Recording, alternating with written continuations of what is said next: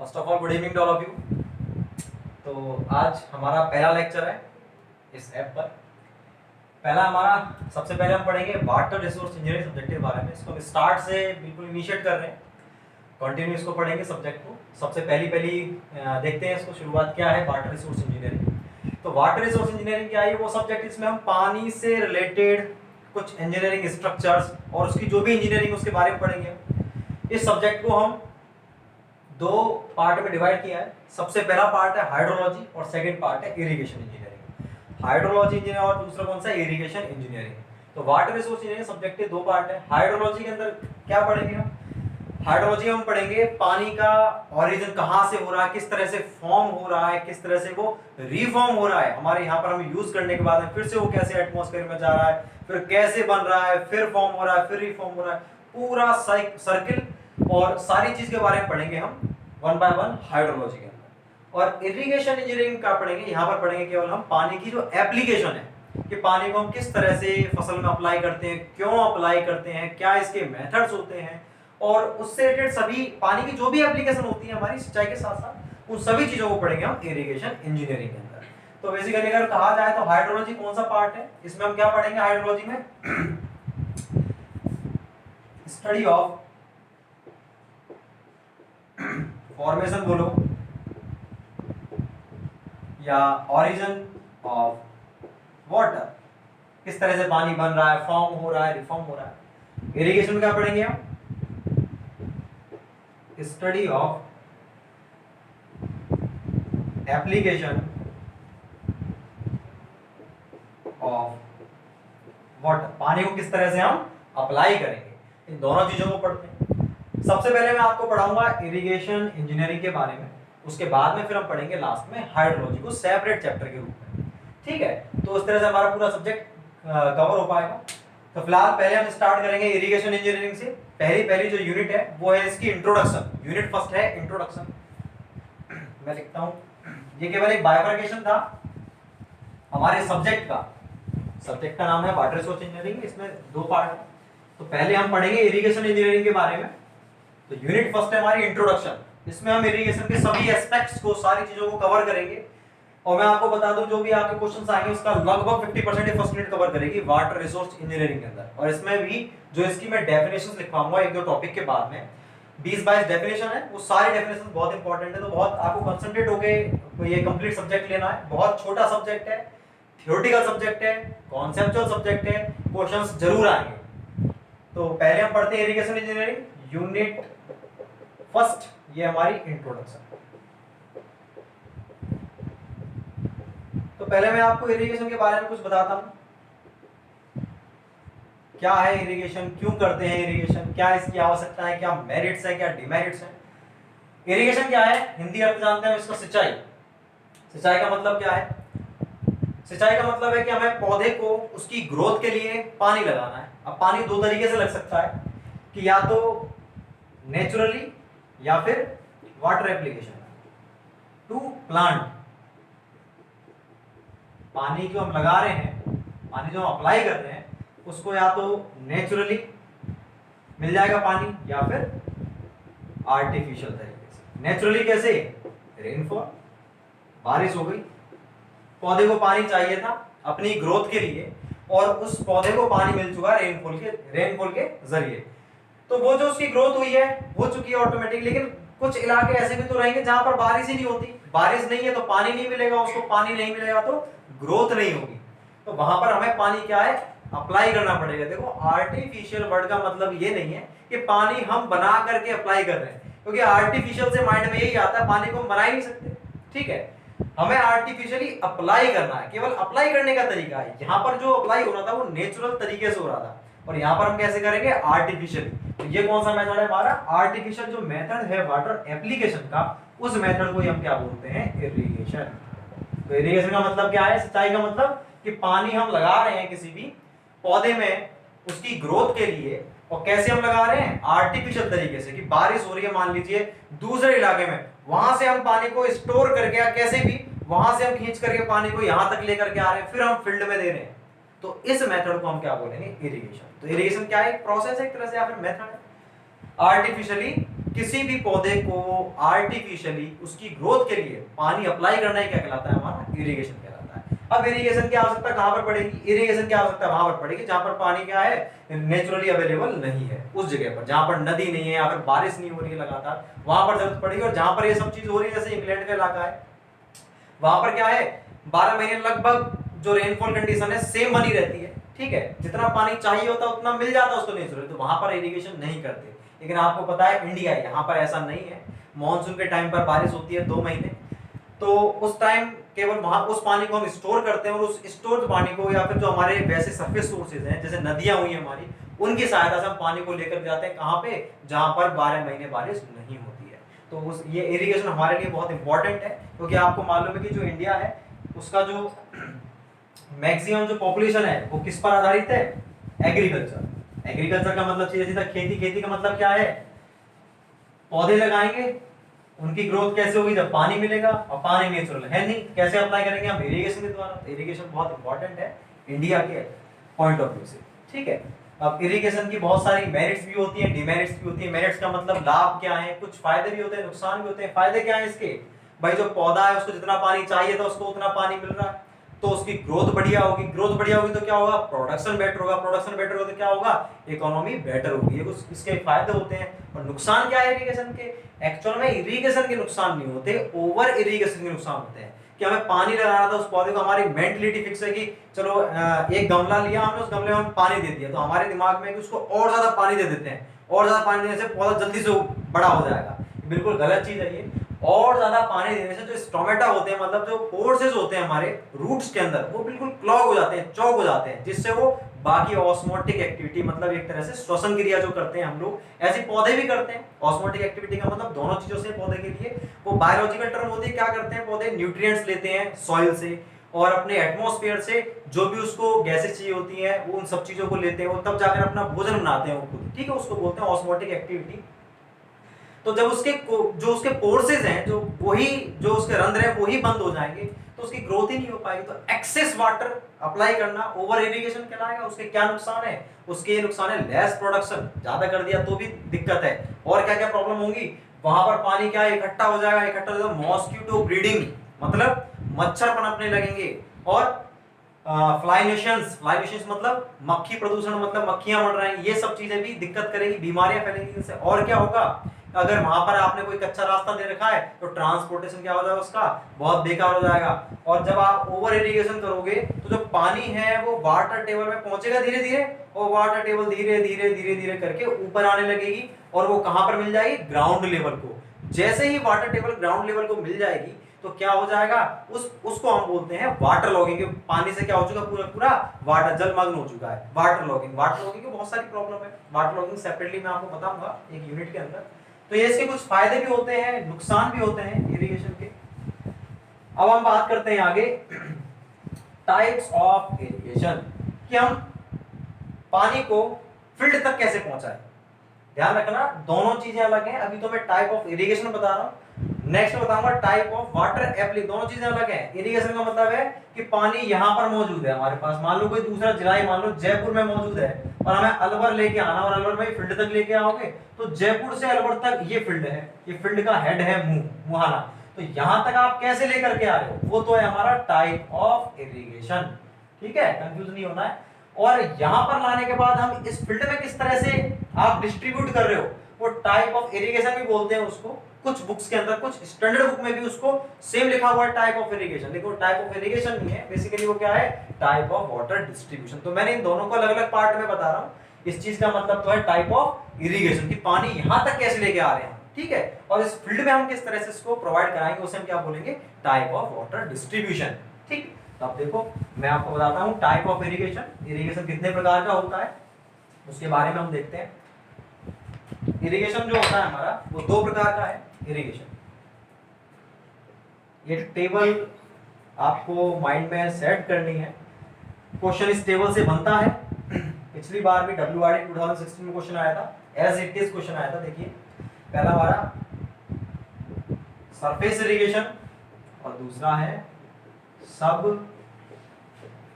Surface irrigation, ठीक है, surface irrigation और सब सरफेस इरिगेशन। सरफेस इरिगेशन हमारे दो प्रकार के हैं, कौन कौन से हैं? पहला है फ्लो और दूसरा है लिफ्ट इरिगेशन।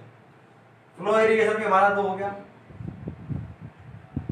एक तो हो गया पेरेनियल और दूसरा है हमारा फ्लड या इनंडेशन इरिगेशन। ठीक, और पेरेनियल भी हमारा दो प्रकार का हो गया, कौन कौन सा? एक तो हो गया डायरेक्ट और एक हो गया स्टोरेज। तो आपको दिख रहा है ये सब सरफेस इरिगेशन दो प्रकार के, एक होता है नेचुरल, एक होता है आर्टिफिशियल। अब बात करते हैं इरिगेशन में सरफेस इरिगेशन की। देखो बहुत बड़ा कंफ्यूजन कि सरफेस इरिगेशन का मतलब क्या है, कि पानी को हमें कहां से, सरफेस सोर्स से लेके आएंगे, मतलब नदी से लेके आएंगे, तालाब झरने यहां से लेके आएंगे, और फिर उसको दो प्रकार के सोर्स होते हैं हमारे पानी के। पहला होता है हमारा कौन सा? पहला होता है हमारा सरफेस सोर्स और दूसरा होता है ground water source. Surface source का मतलब पानी कहां पर उपलब्ध है? सरफेस पर, ग्राउंड लेवल पर मौजूद है, जैसे हमारे नदी हुए, झरने हुए, लेक, ये सब चीजें सरफेस सोर्स के अंदर आती है। और हमारा ग्राउंड वाटर सोर्स कौन सा है? जो नीचे से लेके आ रहे हैं, वेल, कुएं, ट्यूबवेल, और ग्राउंड वाटर के, ग्राउंड के अंदर रहती है हमारे एक्वाफर्स में, कुछ हम कई जगह हम स्प्रिंग्स बनाते हैं, ठीक है, कुछ हमारे गैलरीज होती हैं, ये सारे कौन से हमारे इसके अंदर आते हैं, ये ग्राउंड वाटर सोर्स के अंदर। तो देखो आपको ये नहीं समझना है कि सब सरफेस का मतलब है सरफेस के नीचे से पानी को लेके आ रहे हैं, ठीक है, कंफ्यूजन होता है, ऐसा नहीं है। और इसमें सरफेस से लाइन बिल्कुल गलत है। सरफेस सोर्स का मतलब क्या है कि ये वो टाइप ऑफ इरिगेशन को दर्शाते हैं कि हम जो हमारा सॉइल का सरफेस है, सॉइल का सरफेस, कि पानी के द्वारा उस फील्ड का सरफेस वेट हो रहा है या फिर नहीं हो रहा है।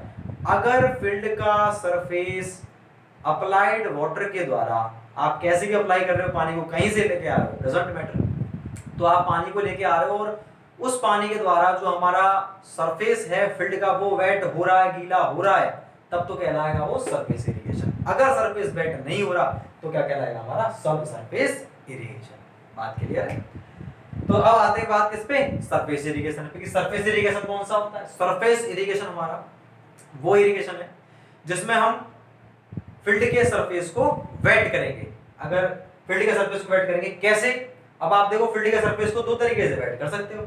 आप नदी से पानी लेकर के आए ऊपर ही ऊपर ग्रेविटेशनल फोर्स के द्वारा, और आपने उसको फील्ड में डाल दिया सरफेस पर, तो पूरा का पूरा फील्ड हमारा गीला हो चुका है उसका सरफेस। तो कौन सा होगा हमारा? वो होगा हमारा फ्लो इरिगेशन। फ्लो इरिगेशन क्यों? क्योंकि पानी कहां से आ रहा है हमारा? ग्रेविटेशनल फोर्स के द्वारा आ रहा है पानी, इसलिए हमारा कौन सा होगा? वो फ्लो इरिगेशन, नेचुरल फ्लो के द्वारा आ रहा है, तो वो है हमारा फ्लो इरिगेशन। और लिफ्ट इरिगेशन कौन सा है? लिफ्ट इरिगेशन वो है कि पानी को हम कहां से लेके आ रहे हैं? ग्राउंड वाटर को लेके आ रहे हैं ऊपर सरफेस पे, और फिर हम अप्लाई कर रहे हैं फील्ड के सरफेस पर। तो आप देखो इसमें पानी को कहां से लाया जा रहा है? सरफेस सोर्स से, और इसमें कहां से लाया जा रहा है? ग्राउंड सोर्स से। ग्राउंड जो वाटर है वहां से, जमीन के नीचे से ला रहे हैं और इसको सरफेस से ला रहे हैं, तब, और दोनों को अप्लाई कर रहे हैं फील्ड पे। फिर भी हम इन दोनों को क्या बोल रहे हैं? Surface irrigation. तो क्लियर है क्या नहीं कि सरफेस इरिगेशन का मतलब किससे है? इससे नहीं है कि पानी कहां से ला रहे हो, जबकि इससे है कि फील्ड का सरफेस गीला हो रहा है या नहीं हो रहा है, ठीक है। तो देखो लिफ्ट इरिगेशन में भी हम क्या करेंगे? पानी को नीचे से लाएंगे, कहां से लाओगे? या तो हम लाएंगे वेल, कुएं से, या फिर ट्यूबवेल। ट्यूबवेल आप जानते ही हो, इन दोनों से लेके आएंगे और पानी को फिर ऊपर सरफेस पे डाल देंगे। जनरली हम यही करते हैं आज की डेट में। कौन सा वाला करते हैं? जहां पर नदी वगैरह नहीं, ट्यूबवेल से करते हैं। अब बात आती है भाई फ्लो इरिगेशन की। जो पानी कहां से आ रहा था? जो पानी आ रहा था हमारा रिवर से, जो पानी हमारा रिवर से आ रहा था धीरे धीरे, उसको हम किस में अप्लाई कर रहे हैं? फील्ड में अप्लाई कर रहे हैं। तो वो हमारा दो प्रकार, एक तो है पेरेनियल और दूसरा कौन सा? हमारा फ्लड इरिगेशन। पेरेनियल कौन सा होता है भाई? पेरेनियल वर्ड का मतलब है किस चीज से? इसका मतलब है बारहमासी। बारहमासी का मतलब कुछ नदियां ऐसी होती है जिनमें बारहमासी पानी चलता रहता है, और उसमें जो पानी चलता रहता है ना, उस पानी को हम बोलते हैं बेस फ्लो। ठीक, इसको हाइड्रोलॉजी में क्लियर करूंगा आपको, बेस फ्लो को, बहुत इंपॉर्टेंट टर्म है।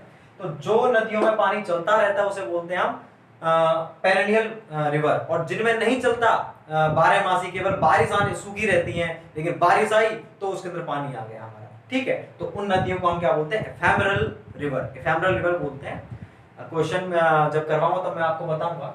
तो बारहमासी से आपको समझ में आ गया होगा। इस वाले केस में हम क्या करेंगे, ये वो फ्लो इरिगेशन है, ये वो सरफेस फ्लो इरिगेशन है जिसमें पानी क्या बारहमासी चलता रहेगा और उनसे हम पानी लेके आते हैं और इरिगेट कर देते हैं। और जो बारहमासी चल रहा है ना, उस पानी को आप दो तरीके से अप्लाई कर सकते हो। कोई नदी है हमारे जिले के पास से जा रही है, उस नदी के द्वारा आप क्या चाह रहे हो, इरिगेट करना फील्ड को। दो तरीके से कर सकते हो, या तो आप उससे डायरेक्ट पानी को लेकर के आ रहे हो, ठीक है, पाइप के थ्रू या कुछ और बना करके, चैनल वगैरह बना करके या कैनाल बना करके आप लेकर के आ रहे हो।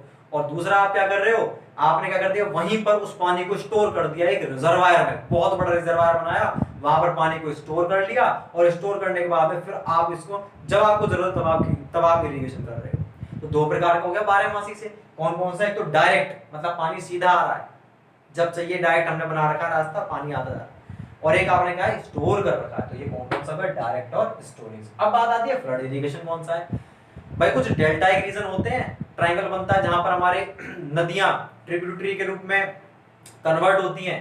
तो उस इलाके में क्या होता है, जैसे मान लीजिए एक नदी तो ये थी और इस तरह से ये बना, बीच में डेल्टा के रीजन बना हुआ है, तो नदियां यूं जा रही हैं, ये पूरा पूरा क्या है, इलाका है बीच में, यहाँ पर लोग बाग रह रहे हैं। तो पानी की नमी यहाँ पर जाएगी, उस जगह थोड़ी बहुत नमी तो रहेगी। जब जब पानी इनमें आएगा, वो ये जो जमीन है, ये जमीन, ये पार्ट, ये उस नमी को मेंटेन रखेगा, अपने पास बचा करके रखेगा कि ये इतनी नमी हमारे पौधों की ग्रोथ के लिए सफिशिएंट है। जब जब पानी आएगा उस नमी को मेंटेन रखेगा। जब भी फ्लड का मतलब बाढ़ ही नहीं है, पानी का आना एक्सेस मात्रा में, वो भी फ्लड कहलाता है यहाँ पे हमारे इरिगेशन इंजीनियरिंग के अंदर। तो फ्लड का मतलब आप बाढ़ नहीं समझे कि बाढ़ बाढ़ बाढ़, बिल्कुल नहीं। बहुत जगह बाढ़ भी रहेगा इसका मतलब, और बहुत जगह केवल एक्सेस वाटर है, लिमिटेड। जैसे कहीं पर पानी नहीं आया कभी, लेकिन कुछ जगह क्या हुआ, पानी नहीं आने के बाद में वहां पर थोड़ा बहुत पानी एक्सेस मात्रा में आ रहा है, तो वो भी हमारा फ्लड कहलाएगा। तो यहाँ पर कैसे इरिगेशन करेंगे हम, कि ये नदियों में जब कभी पानी आएगा तो ये इलाका क्या करता है, उस पानी को स्टोर कर लेता है, बस उसी को हम क्या बोलेंगे, फ्लड इरिगेशन बोलेंगे। बात क्लियर है। तो ये हमारा फ्लड इरिगेशन है या इनंडेशन, और यही क्वेश्चन बना था हमारे लास्ट ईयर WRD 2016 में, आप देख सकते हैं डिप्लोमा वाले पेपर में बना था एक बार। अब बात आती है हमारे, ये हमारे थे सरफेस सोर्स। तो सरफेस सोर्स में, सरफेस इरिगेशन में हम क्या करते थे, पानी को ला करके सॉइल के सरफेस पर डालते थे, सरफेस पर स्प्रेड करते थे, और पूरा पूरा सरफेस हमारा वेट होता था, गीला होता था, चाहे वो जमीन से पानी लेके आए हम, चाहे सरफेस से लेके आए। अब बात आती है सब सरफेस इरिगेशन। ये कौन सा है, ये वो इरिगेशन है जिसमें हम सरफेस को इरिगेट नहीं करेंगे, जिस चीज को पानी चाहिए वहीं पर हम डायरेक्ट पानी पहुंचा देंगे। जैसे हम लोग खाना खाते हैं और एक पूरे प्रोसेस के बाद में उस खाने में जो भी चीज होती है, जैसे कार्बोहाइड्रेट, ठीक है, फैट, प्रोटीन, जो भी चीज है उस खाने के अंदर, वो हमारी बॉडी धीरे धीरे करके उस पूरे खाने से लेती, इनहेल करती है, और पूरी पूरी बॉडी वो सिस्टमेटिक वे में जाता है धीरे धीरे। आपने खाना भी खाया तो 5 दिन बाद जा रहा है, 6 दिन बाद जा रहा है, तब जाके हमारे नर्व्स तक पहुंच पाती है सारी चीजें, एक कोने कोने तक सारे सेल्स को मिल पाते हैं, जो भी न्यूट्रिएंट्स हमारे खाने में रहते हैं वो मिलते हैं। लेकिन हमारी बॉडी को क्या रोटी चाहिए थी, रोटी नहीं चाहिए उसको चाहिए कार्बोहाइड्रेट, फैट, प्रोटीन, ये सब चीजें चाहिए, न्यूट्रिएंट चाहिए। उसको रोटी मत दो, डायरेक्ट न्यूट्रिएंट दे दो। तो जैसे जब कभी हम हॉस्पिटलाइज्ड होते हैं तो आपने देखा होगा कि डायरेक्टली जो हमारी नर्व्स हैं उसमें ग्लूकोज की ड्रिप लगा देते हैं वो, और हमें भूख भी नहीं लगती इतनी ज्यादा। रीजन क्या है कि उसको बॉडी को जो चीज चाहिए थी वो उसकी नर्व्स को, नसों को डायरेक्टली मिल रहा है, प्रोसेस के थ्रू नहीं मिल रहा। खाना खाया, वहां से कार्बोहाइड्रेट बना, ये सब चीजें बन रही है, ऐसा नहीं, डायरेक्टली उसको नर्व में डायरेक्ट मिल रहा है, तो बस उसकी पूर्ति हो रही है, इसलिए हमको इतनी भूख भी नहीं लगती उस पीरियड में। तो यहाँ पर भी हम यही करेंगे कि पानी की जरूरत किसको थी, पत्तियों को, बिल्कुल नहीं। सॉइल के सरफेस को, बिल्कुल नहीं। पानी की जरूरत किसको थी, पानी की जरूरत थी हमारे जड़ों को, रूट को, जो पौधा है उसकी रूट्स को जरूरत थी पानी की, क्योंकि पानी के साथ, पानी की प्रेजेंस में वो क्या करती है, सॉइल से न्यूट्रिएंट एब्जॉर्ब करती है। तो सॉइल के अंदर जो भी है, जैसे नाइट्रोजन, फास्फोरस, वैसे दो ही सबसे ज्यादा इंपॉर्टेंट रहते हैं, नाइट्रोजन, फास्फोरस, पोटास, जो भी है अपने सॉइल से पानी की उपस्थिति में लेते हैं, पानी को भी यूज करते हैं, तब जाकर वो अपना भोजन अपने आप बनाते हैं, और जो हमारी फसल है वो ग्रोथ करती है, जो हमारे पौधे हैं वो उगते हैं, अपनी ग्रोथ करते हैं। तो इस तरह से पानी क्या है, इंपॉर्टेंट है, कहां पर, जड़ों पर। लेकिन हम ऊपर से डालते तो भाई पानी जड़ों में तो पहुंचेगा ही पहुंचेगा, ठीक है, लेकिन वहां पर क्या है, बहुत ज्यादा वेस्टेज हो रहा है। जड़ों को पानी चाहिए था, मान लीजिए फॉर एग्जांपल 30 लीटर, और आपने ऊपर से 100 लीटर पानी डाला, 100 में से 70, 100 में से मान लीजिए 40 लीटर पानी तो ऊपर ही सॉइल पर पड़ा हुआ है, 40 लीटर पानी जड़ों से नीचे चला गया, जो भी काम का नहीं है, केवल कितना लीटर रुक पाया, 30 लीटर। तो 30 लीटर आपको मेंटेन करवाने के लिए आपने कितना डाल दिया, 100 लीटर। बहुत ज्यादा वेस्ट हो चुका है पानी। तो आप क्यों ना 30 लीटर डायरेक्टली जड़ों को दे दो, ठीक है। तो आप जड़ों को कैसे दोगे, हमारा फील्ड है उसके साइड में आपने एक डिच बना दी, बहुत खाई टाइप की, नाली टाइप की बना दी, और उसमें आपने पानी डाल दिया। तो उसके थ्रू यहाँ पर आपने फील्ड के नीचे एक नेटवर्क बना रखा है पाइप का, और उस पाइप के द्वारा आप क्या कर रहे हो, जड़ों में पानी पहुंचा रहे हो नीचे नीचे। तो आपका सॉइल सरफेस है वो वेट नहीं हो रहा, सॉइल का सरफेस वेट नहीं हो रहा, क्या वेट हो रहा है, सब सरफेस, सरफेस से नीचे के इलाका वेट हो रहा है, उसे हम क्या बोलेंगे, सब सरफेस इरिगेशन। ये होता है हमारा कौन सा, नेचुरल और आर्टिफिशियल। नेचुरल कैसे, आपने बारिश के पानी का यूज करके फिर कर रहे हो नीचे, या आपने आर्टिफिशियल तरीके से पानी को ला करके फिर आप कर रहे हो। दोनों में, इसमें भी दोनों चीज होती है, इसमें भी ग्राउंड वाटर और सरफेस वाटर दोनों का यूज करते हैं, बस तरीका अलग अलग है। तो इसलिए इसको क्या बोलते हैं, सब सरफेस इरिगेशन। तो ये था हमारा टाइप ऑफ इरिगेशन, कौन कौन से प्रकार के हमारे इरिगेशन होते हैं। आप इसको उतार सकते हैं, देख लीजिए, इसको उतार लेंगे एक बार, इसके बाद फिर मैं आपको बताऊंगा। लेकिन मैं आपको पहले क्लियर कर दूं, जो भी आपको बता रहे हैं, जो भी आपको पढ़ाया जा रहा है, उसके आप टॉपिक वाइज, जैसे हम बता रहे हैं उन चीजों को टॉपिक वाइज नोट्स बनाए, सेल्फ नोट्स। मैंने टॉपिक बता दिया, चार्ट उतार लिया, इसमें जो भी इंपॉर्टेंट टर्म थी उनको आप रफली फिलहाल दो, जब आप डायरेक्टली इसको लेते तो आप रफली उस चीज को उतार लीजिए, यहाँ पर भाई ये होता था वो होता था। उसके बाद में फिर आप प्रॉपर तरीके से इसके नोट्स बनाएंगे खुद बैठ करके, टाइम दे करके, ठीक है। और दूसरी चीज ये है, जो बुक है हमारी उसके अंदर एज इट इज सारे टॉपिक आपको मिलेंगे लिखे लिखाए और बिल्कुल डिटेल में, तो आप उसको यूज करोगे तो और आपको बेटर चीज समझ में आएगी। उसमें इससे 2 चीज एक्स्ट्रा लिखी हुई मिलेगी, मैं बता रहा हूँ, तो आप हो सकता है आपसे 1-2 चीज मिस हो जाए, लेकिन बुक के अंदर आपको सारी चीज एज इट इज लिखी हुई मिलेगी, ठीक है। तो आप बुक भी देख सकते हैं, उससे बहुत बेटर समझ में आएगा। बुक को लेकर के बैठेंगे आप, तो आपको खुद को फील होगा कि हमें कुछ ज्यादा नॉलेज गेन हो रही है, ठीक। इसके बाद अब हम बात करते हैं, टाइप ऑफ इरिगेशन हो चुका है, टाइप ऑफ इरिगेशन बाद अब हम देखते हैं type of water distribution. Type of water distribution देखते हैं कौन कौन से होते हैं। उसमें सबसे पहले आता है हमारा फ्लड इरिगेशन और वाइल्ड इरिगेशन। फ्लड इरिगेशन और वाइल्ड इरिगेशन। दूसरा जो हमारा मेन हेडिंग है वो है टाइप ऑफ वाटर डिस्ट्रीब्यूशन। सबसे पहला है फ्लड इरिगेशन, या इसका दूसरा नाम है, एक सेकेंड, इरिगेशन बोलो या फ्लडिंग। मैंने आपको बोल दिया भाई, पहले बता दिया, फ्लड का मतलब हमारे पूरे वाटर रिसोर्स इंजीनियरिंग सब्जेक्ट के अंदर बाढ़ नहीं है। बहुत जगह इसका मतलब बाढ़ होगा, एक्सेस मात्रा में पानी को अप्लाई करना भी फ्लड कहलाता है, ठीक है ना। ये है हमारा पहला फ्री फ्लडिंग। फ्लडिंग का मतलब वही पानी अप्लाई करना, इरिगेशन, या वाइल्ड फ्लडिंग, ठीक है। वाइल्ड क्यों बोलते हैं बताता हूं अभी। फ्री फ्लडिंग या वाइल्ड फ्लडिंग में क्या होता है कि जो हमारा फील्ड है उसके बीच में से, बीच का मतलब ये नहीं कि अगर ये 100 मीटर चौड़ा है तो यहां से 50 मीटर पर फीता लेकर के बीच में कर दे, बिल्कुल नहीं। बीच का मतलब कहीं से भी निकाल दिया इसके मध्य से, मतलब आउटर एरिया से नहीं निकाले, बीच से हम क्या करेंगे, एक चैनल को निकालेंगे, ठीक, उसको बोलेंगे हम डिच।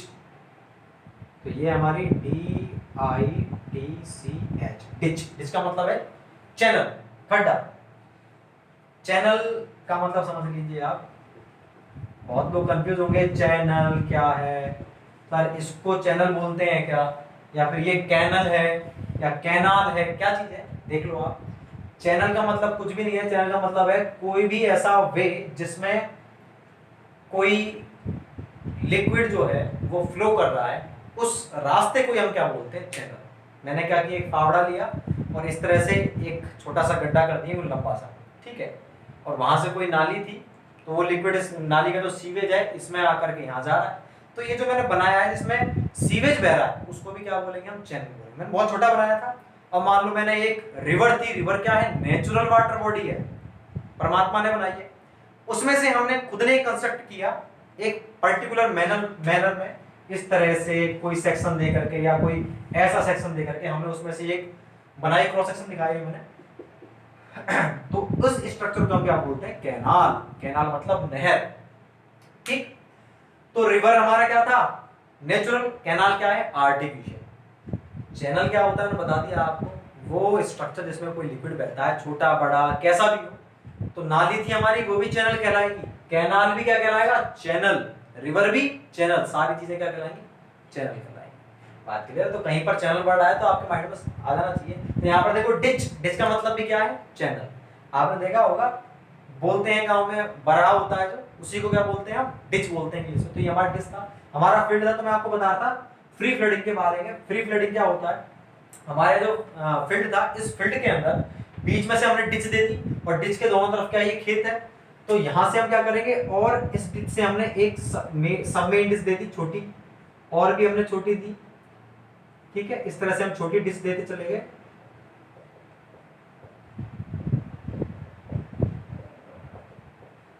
तो यहां से पानी ऐसे आएगा और यहां से इनमें जाएगा पानी। देखिए पानी यहां से, पानी का फ्लो देखिए आप, ये डिश थी हमारी, पानी इस तरह से आया, पानी यहां जाएगा और यहां से पानी यहां जाएगा। ये वाला एरिया जैसे ही फ्लडेड हो गया, भर चुका है, पानी इसको कूद के यहां जाएगा ऐसे, ठीक है। इसका यूज कहां पर करते हैं हम? जहां पर स्लोपी या फिर रोलिंग टेरेन हो। रोलिंग का मतलब क्या होता है? टेरेन का मतलब क्या होता है? स्थलाकृति। स्थलाकृति का मतलब क्या है? कि वहां की फिजिकल कंडीशन कैसी, दिखने में कैसा, पथरीला है, पहाड़ है, पहाड़ आप बोलते हैं गांव की भाषा में डूंगर, रॉकी इलाका है, या फिर प्लेन इलाका है, या फिर लहरदार है। लहरदार आपने देखे होंगे आसाम साइड बोलते हैं ऐसे, ऐसे इलाके, इसको बोलते हैं रोलिंग टेरेन। और ये होते हैं जहां पर थी की स्लोप होती है ऐसी, उनको बोलते हैं स्लोपी या स्टीपी। ये कौन सी हमारी? Rolling terrain. और एक हमारी ये है, उबड़ खाबड़ तो होती है हर जगह, बिल्कुल प्लेन तो होता नहीं, टाइल तो बिछी नहीं रहती जमीन पे। तो ऐसा इलाका है, उसमें थोड़ी बहुत अंडुलेशन है, उबड़ खाबड़ है, तो उसको हम किस में देते हैं? प्लेन में। एक पर्टिकुलर क्राइटेरिया होता है, percentage cross slope of country पर डिपेंड करता है। ये हाईवे इंजीनियरिंग में आता है, इसको मैं हाईवे में ही बता पाऊंगा आपको। फिलहाल मैं थोड़ा सा बता रहा हूँ आपको। रोलिंग का मतलब बस ये है लहरदार, स्लोपी का मतलब कुछ ऐसा टेरेन होगा, प्लेन का मतलब कुछ ऐसा टेरेन होगा, और हिली का मतलब कुछ ऐसे हिली इलाके। बात क्लियर है? इन दोनों में अंतर है। तो इसका यूज हम करते हैं रोलिंग टेरेन या स्लोपी टेरेन। तो आप सोचो रोलिंग टेरेन है, पानी इस तरह से जाएगा नीचे, ये रहा इस तरह से, तो पूरे पूरे फील्ड में जाएगा। तो यहां पर क्या होता है एक्चुअल में, पानी का जो कंट्रोल है वो नहीं होता। एक भर चुका है, फिर भी पानी जा रहा है दूसरी वाली चेक में, चेक का मतलब क्यारियां, तीसरी में जा रहा है पानी, पानी के ऊपर कोई कंट्रोल ही नहीं है, बंद ही नहीं कर पा रहे हम उसको, क्योंकि स्लोप के अंदर जा रहा है वो, ठीक है। एक में भर गया इस तरह से स्लोप पे, एक में भर गया दूसरे में जाएगा, दूसरे में भर गया तीसरे में जाएगा। तो किसी प्रकार का कोई कंट्रोल नहीं है पानी पर, इसलिए हम इसको क्या बोलते हैं कि भाई बेतरतीब तरीके से पानी जा रहा है, और इसलिए हम इसे क्या बोलते हैं? Wild flooding. वाइल्ड मतलब जंगली तरीके से पानी जा रहा है। बात क्लियर है? तो इसका ये होता है हमारा फ्री फ्लडिंग। अब मैं आपको बताऊंगा, ये इंपॉर्टेंट चीज है, मेरे हर एक लेक्चर में आप उसे ध्यान से सुने, जो भी मैं बोलूंगा आपको क्वेश्चंस की, क्वेश्चंस कैसे बनेंगे हमारे लिए इंपॉर्टेंट केवल यही है कि क्वेश्चन किस तरह से पूछे जाएंगे इस टॉपिक से। ये चीज तो आती है, तो देखो इस टॉपिक से क्या क्वेश्चन पूछा जाएगा। फ्री फ्लडिंग का यूज किया जाता है, पहला कहां पर करते हैं? प्लेन टेरेन, रोलिंग, स्टीपी, रोलिंग स्टीपी दोनों, इनमें से कोई नहीं, ऐसे पूछेगा। तो रोलिंग और स्टीपी में करते हैं इसका, क्लियर है बात? और क्या है इसमें? पानी, इसकी कमी क्या है? 3-4 ऑप्शन मिल जाएंगे कि इसका यूज रोलिंग में कर सकते हैं, स्टीपी में कर सकते हैं, इसमें पानी कंट्रोल बेहतर होता है, नहीं होता है, ऐसे ऑप्शन मिलेंगे। तो नहीं होता पानी पर कंट्रोल बेहतर, इसीलिए इसको अपन क्या बोलते हैं? Wild flooding. तीसरा क्या मिलेगा? Free flooding is also known as, 4 option, border flooding, jack flooding, free flooding या बेसिन फ्लडिंग। उसका बता देंगे हम कौन सा होता है हमारा free flooding, sorry wild flooding. Second है हमारा बॉर्डर फ्लडिंग। तो दूसरा जो हमारा टाइप है वो कौन सा है? Border flooding. बॉर्डर फ्लडिंग का मतलब क्या है? ये वो है, इसमें हम क्या करते हैं, ये हमारा फील्ड था, इस फील्ड को हमने पूरे फील्ड को लंबी लंबी क्यारियों के रूप में डिवाइड कर दिया। कैसे कैसे डिवाइड करोगे भाई? बीच में आपने मिट्टी की छोटी छोटी हाइट की दीवार बना दी, जिसे देसी भाषा में तो बोलते हैं मेड, कुछ जगह मेड़ बोलते हैं, हमारे यूपी में तो मेड़ बोलते हैं, ठीक है, बाकी यहाँ का पता नहीं मुझे। और ये जो है इसमें जो डोलियां हैं इनको इंग्लिश में बोलते हैं हम लीवी, ठीक। तो लीवी का मतलब क्या है, छोटी छोटी सी ऊंची दीवारें होती हैं, ये लीवी होती है। इस पूरे फील्ड को हमने लीवीज की सहायता से स्ट्रिप में डिवाइड कर दिया। ये देखो, ये है एक, ये दूसरी, ये तीसरी, क्या है ये है स्ट्रिप। स्ट्रिप का मतलब क्या है, अब क्या है, ये हमारा बॉर्डर है, इस तरह से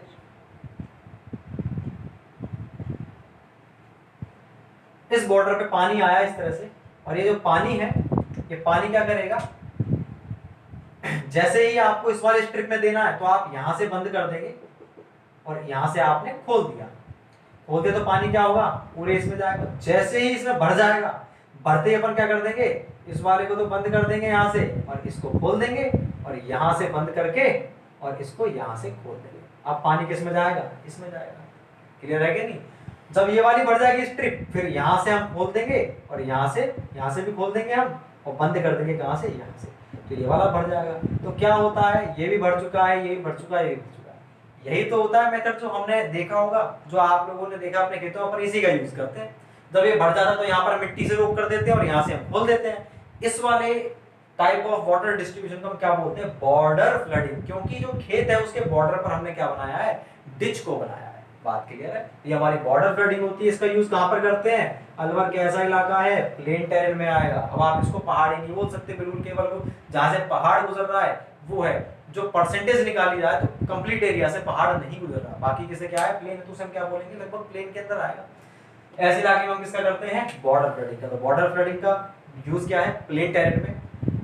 कंपैरिजन किया जाए फ्री फ्लडिंग बॉर्डर फ्लडिंग का, तो बॉर्डर फ्लडिंग में पानी पर कंट्रोल बेहतर होता है in comparison to free flooding और wild flooding. Now next is check flooding. Next कौन सा हमारा तीसरा जो टाइप है वो हमारा चेक फ्लडिंग। चेक फ्लडिंग के मैंने बता दिया आपको, फ्लडिंग का मतलब बाढ़ नहीं है, पानी लगाना ही क्या कहलाता है, फ्लडिंग कहलाता है। अपने माइंड से क्लियर कर लें, बार बार आप कंफ्यूज होंगे कि फ्लड का मतलब बाढ़, ठीक। थर्ड है हमारा चेक फ्लडिंग। चेक का मतलब बोला जाए तो चौखाने, ठीक, क्यारियां, चौकोर चौकोर, कुछ नहीं है, सेम बॉर्डर फ्लडिंग है, बस वहां पर स्ट्रिप्स ऐसे थी, अब हमने स्ट्रिप क्या कर दी, चौकोर, लगभग चौकोर बना दी, ऐसे नहीं बिल्कुल वर्ग बना दिया। चौकोर का मतलब क्या, नंबर ऑफ स्ट्रिप हमने बढ़ा दी।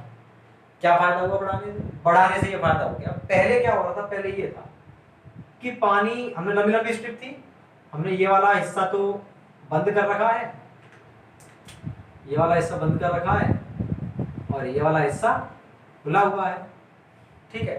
तो जब ये वाला हिस्सा खुला हुआ है तो पानी यहां से यूं जाएगा, यहां पर पानी पहुंचेगा तब भी पानी को यहां से गुजरना पड़ेगा। जब पानी बार बार यहां से गुजरेगा, जबकि यहां पर तो जितना पानी चाहिए था पहले मिल गया इसको, जब बार बार पानी इस पॉइंट से गुजरेगा तो यहां पर पानी नीचे जमीन में जाएगा कि नहीं जाएगा, जितना इसको चाहिए था उससे ज्यादा पानी जा चुका है यहाँ पे, ठीक है। तो पानी क्या हो रहा है, वेस्टेज हो रहा है। यहाँ तक पानी पहुंचेगा तब भी इस पॉइंट से गुजरेगा तो कुछ पानी अंदर भी जाएगा, अंदर जाएगा तो वेस्ट होगा, क्योंकि इसको तो जितना पानी चाहिए था मिल चुका, उससे ज्यादा आप दे रहे हो। क्या करें हम, एक और क्यारी बना देते हैं। क्यारी बना दी तो जैसे ही पानी यहाँ तक पहुंचेगा आपने इसको बंद कर दिया, दूसरे वाले खोल देंगे दूसरी तरफ से यहाँ से दे करके। तो क्या है, ये आपने चेक बना दिए अलग अलग। चेक बनाने से क्या होगा, पानी पर कंट्रोल और बेहतर हो गया। तो ये बॉर्डर फ्लडिंग की तरह ही इसके यूज भी वहीं पर करते हैं, बस इसमें क्या हो गया, इसके अंदर हमारा पानी पर कंट्रोल और बेहतर हो चुका है। तो ये होती है हमारी चेक फ्लडिंग। पूरे एरिया को चेक्स में हम डिवाइड कर देते हैं क्यारियों के रूप में, ये चेक फ्लडिंग है। थर्ड के बाद फिर जो हमारा फोर्थ आता है वो आता है हमारा कौन सा, बेसिन फ्लडिंग। बेसिन फ्लडिंग का मतलब क्या है, देखो भाई, पहली चीज आती है हमारे प्लांट और एक है ट्री।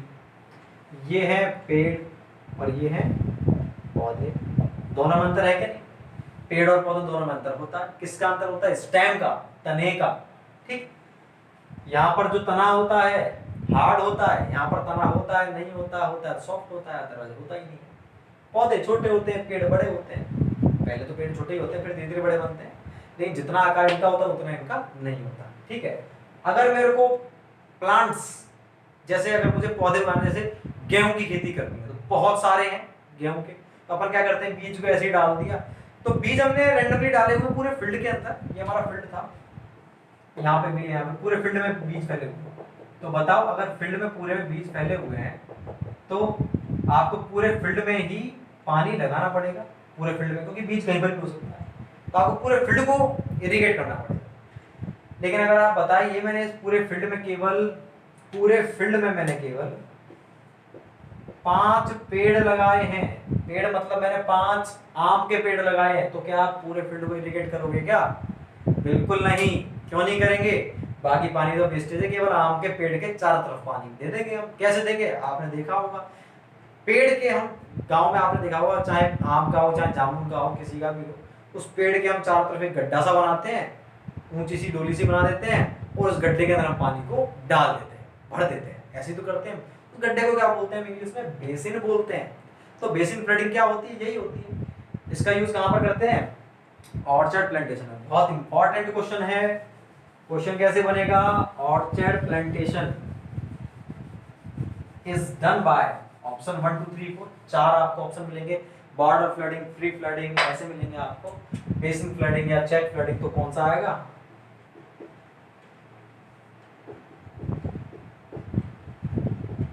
ये क्या है? फलोद्यान।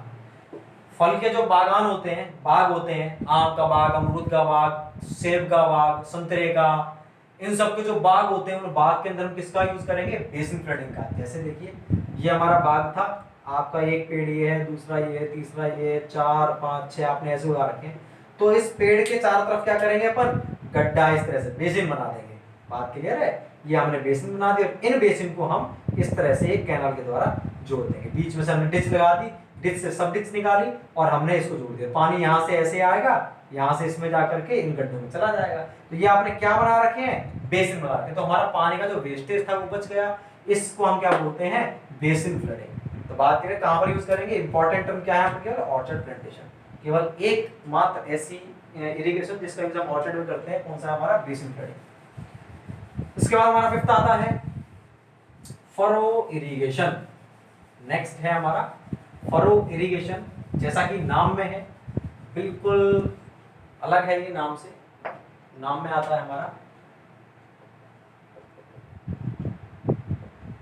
Furrow irrigation. फरो इरिगेशन क्या होता है? फरो का मतलब फव्वारा नहीं है, जैसा हमारे माइंड में आ रहा है कि फरो इरिगेशन मतलब फव्वारे से, बिल्कुल गलत है। फरो इरिगेशन का मतलब क्या है? फरो हमारे बहुत कम डेप्थ के चैनल होते हैं। अब चैनल मैं आपको बता चुका हूं ऑलरेडी, चैनल क्या होता है। तो हमारे जो पूरा फील्ड है, इस फील्ड में ये हमने क्या कर दिया? पूरे फील्ड को ऐसे छोटे छोटे चैनल बना दिए फील्ड के अंदर, 1 2 3 ऐसे चैनल बना दिए, और इन चैनल को हमने एक मेन डिच से जोड़ दिया। पानी इस मेन डिच में गया इस तरह से, इससे किस में जाएगा? इस चैनल में जाएगा। ठीक, इस चैनल में जाएगा पानी, इन चैनल में। ये जो इलाका है जो आपको दिख रहा है, ये 1 2 3 4, ये क्या आ रही है? लंबी लंबी। तो इनका जो लेवल है तो रहेगा ऊंचा, और चैनल मतलब गड्ढे हैं, ये थोड़े से नीचे रहेंगे। तो पानी इनमें भरा हुआ है फुल, इनमें तो नहीं भरा हुआ, इनमें भरा हुआ है फुल पानी।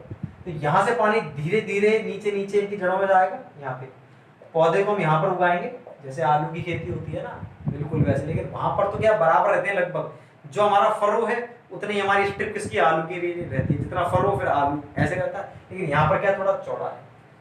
तो ये फरो है हमारे, इसको हम बोलते हैं फरो। फरो का मतलब कम डेप्थ के चैनल।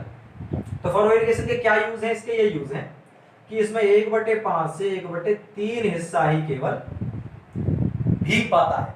मतलब टोटल का 20 से 33.5%।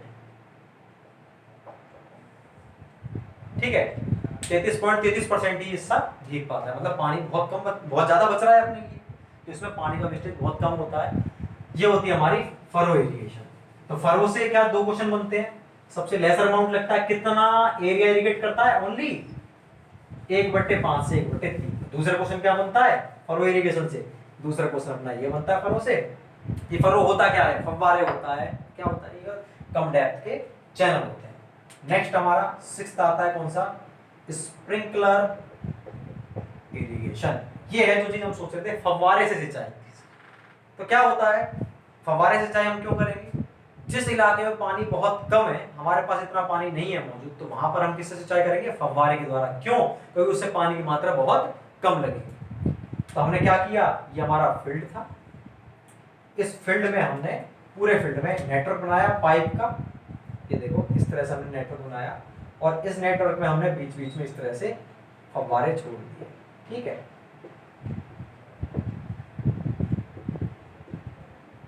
मेन पाइप था, मेन पाइप में पानी जाएगा, यहां से फव्वारा में जाएगा, फव्वारा के चारों तरफ से पानी इस तरह से पहुंचेगा फील्ड के अंदर। तो ये कंप्लीट एरिया को इरिगेट कर पाएगा। ये चीज आपको समझ में आ रही है कि आपने देखा भी होगा फव्वारे सिंचाई। अब बात आती है, क्वेश्चन बनता है इनकी डिमेरिट और मेरिट से। मेरिट मतलब इसके क्या क्या फायदे, क्या क्या इसके नुकसान है।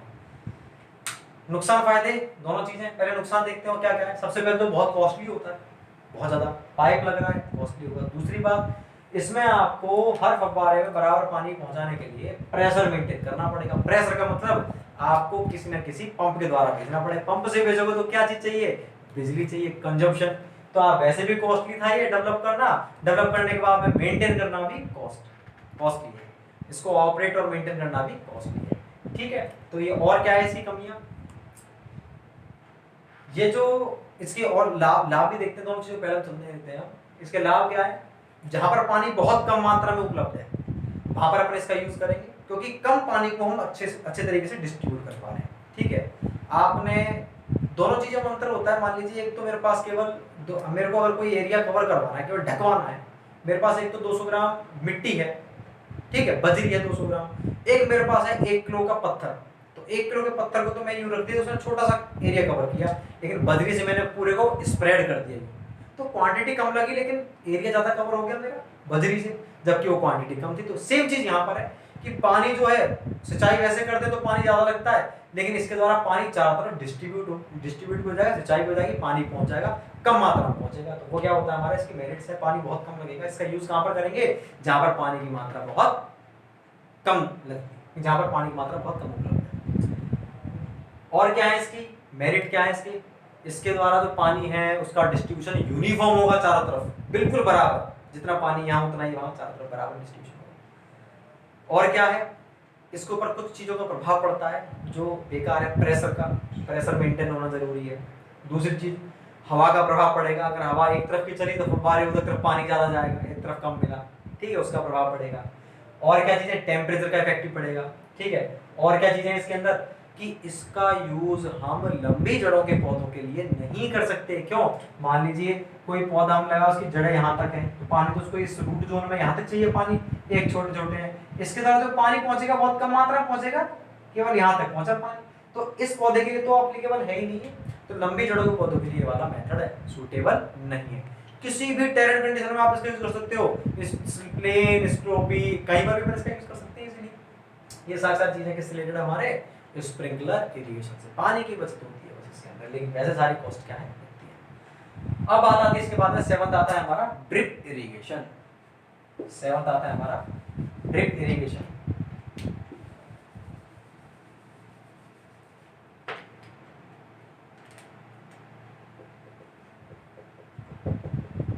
ड्रिप इरिगेशन ये क्या है?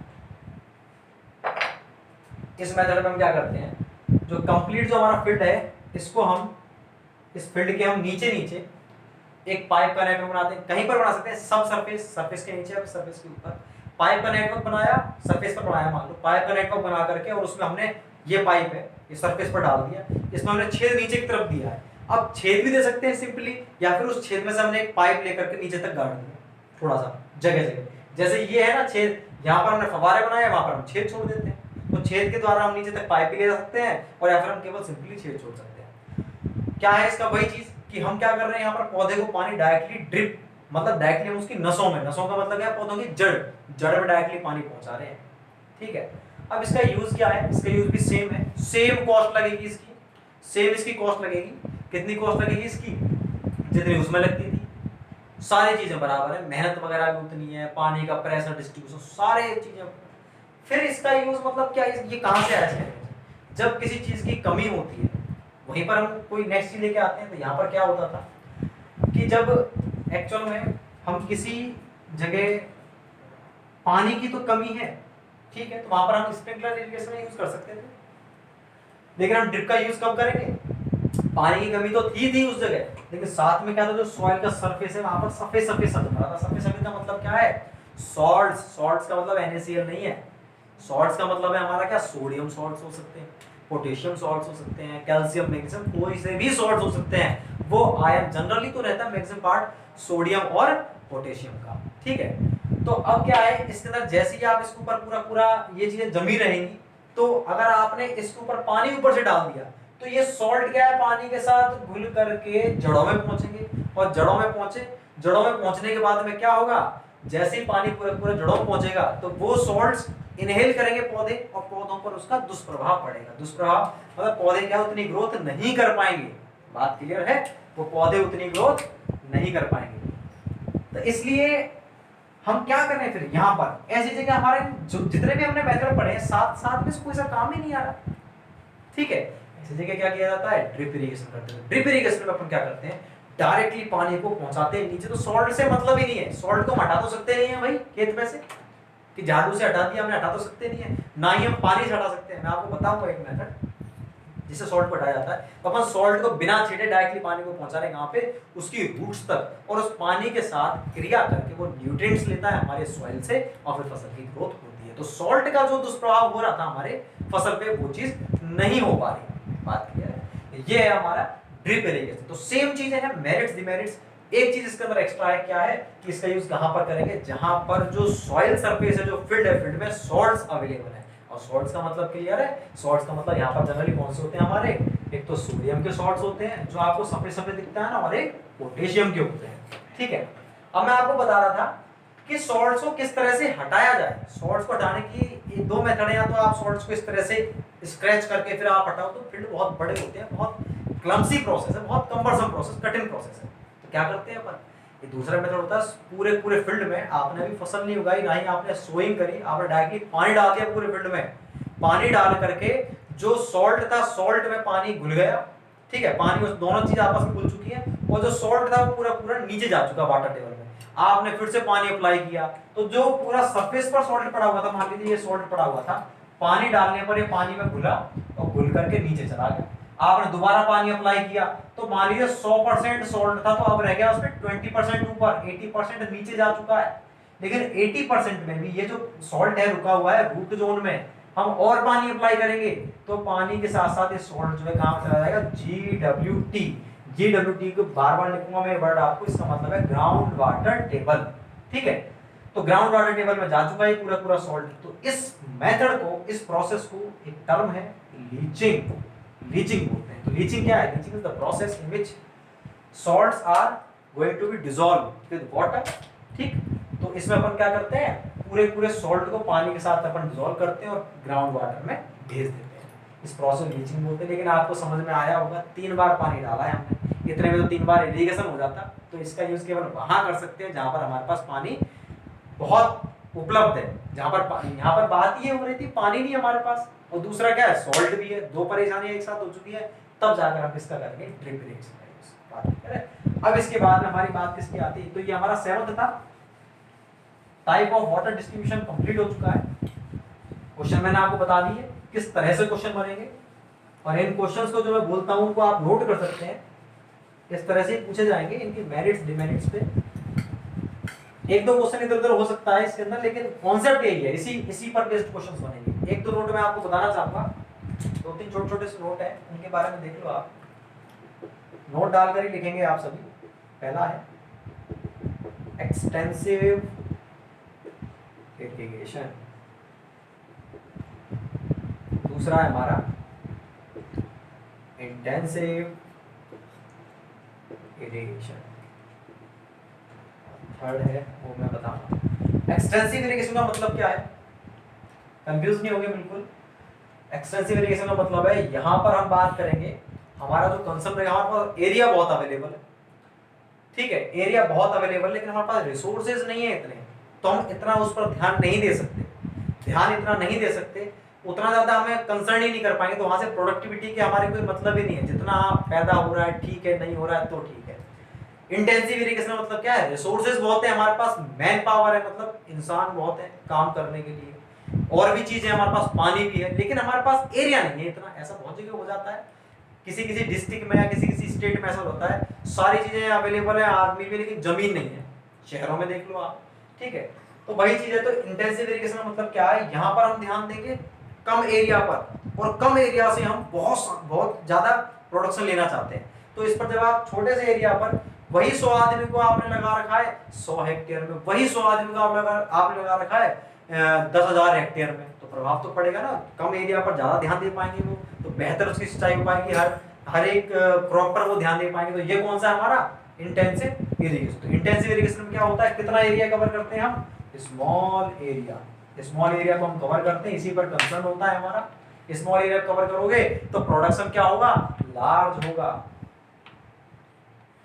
प्रोडक्शन होगा, प्रोडक्टिविटी बोलो क्या होगी, ज्यादा होगी, ज्यादा उपज होगी।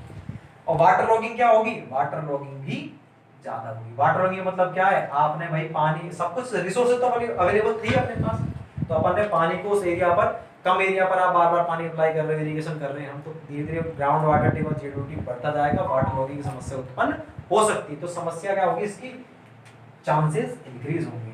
यहाँ पर क्या होगा, just opposite, large area cover करता है हमारा एक्सटेंसिव इरिगेशन। प्रोडक्शन क्या होता है इसमें, इन कंपैरिजन कर रहे हैं इन दोनों को, कम होता है। वाटर लॉगिंग की प्रॉब्लम वो भी कम होती है। तो आपसे क्वेश्चन यही बनता है, एक्सटेंसिव इरिगेशन द्वारा कवर किया जाता है लार्ज एरिया, मीडियम, स्मॉल, इस तरह से प्रोडक्टिविटी ज्यादा होगी कम, या फिर दोनों पर कंपैरिजन करके क्वेश्चन पूछ सकता है कि एक्सटेंसिव इरिगेशन की तुलना में इंटेंसिव इरिगेशन में प्रोडक्शन ज्यादा होगा, कम होगा, remain unchanged, none of these, ऐसे ऑप्शन मिलेंगे। तो इनसे क्वेश्चन बनता है। नेक्स्ट जो हमारा नोट है वो है हमारा conjunctive use of water. Conjunctive, conjunctive है ये, कंफ्यूज ना, जे है ये, जग वाला जे है, कंजम्पटिव एस नहीं है ये। कंजम्पटिव अलग चीज है, वो पूरा सेपरेट टॉपिक है, अलग से पढ़ेंगे। यहाँ पर कंजंक्टिव का मतलब क्या है, केवल इतना सा है, कई जगह हमारे पास क्या, कुछ क्षेत्र ऐसे होते हैं जहाँ पर नदी भी बह रही है और नीचे पानी है, पास से नदी जा रही है और ग्राउंड वाटर में तो पानी है ही है। तो वो लोग क्या कर रहे हैं खेती के लिए, कभी कभी तो उसने पानी का यूज कर लिया सरफेस सोर्स का, मतलब नदी से पानी लिया है और फिर इरिगेशन कर दिया, और कभी कर दिया उसने ग्राउंड वाटर से। केवल एक चीज पर डिपेंडेंट नहीं है वो लोग, इस सरफेस सोर्स पर डिपेंडेंट है बस, कि नदी में पानी आएगा तभी इरिगेशन होगा, या फिर ग्राउंड वाटर पर डिपेंडेंट, नदी तो है ही नहीं। जहां पर इन दोनों ही चीजों का यूज किया जाता है, दोनों ही चीज जैसे surface source as well as ground water source, जहां पर इन दोनों ही सोर्सेज का यूज करते हैं उस इरिगेशन को हम क्या बोलते हैं, कंजंक्टिव। तो कंजंक्टिव का मतलब क्या, एक तरह से कंजक्ट करना, दोनों को कंबाइन करना। ये हमारे कुछ नोट। तो ये तीनों चीजें क्लियर हो चुकी है, दोनों टॉपिक हमारे क्लियर हो चुके हैं। नेक्स्ट जो हमारा टॉपिक रहेगा, इंपॉर्टेंट रहेगा, water quality, irrigation water quality, वो नेक्स्ट लेक्चर में पढ़ेंगे। Thank you so much.